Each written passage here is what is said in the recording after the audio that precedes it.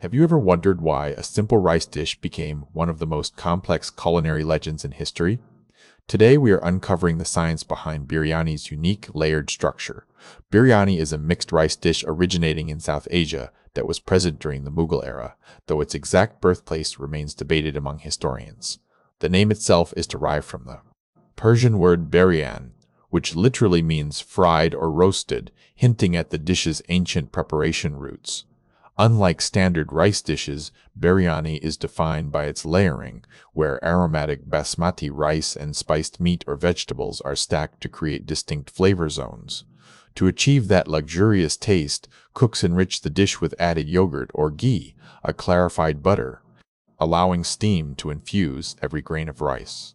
Whether it is the Hyderabadi style with fresh herbs or the Kuwaiti version with caramelized onions, these layers bake together to create a deeply flavorful fusion.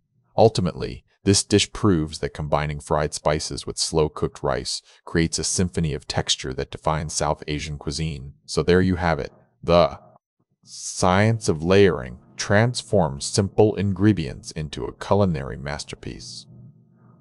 Which regional style do you prefer? Let me know in the comments.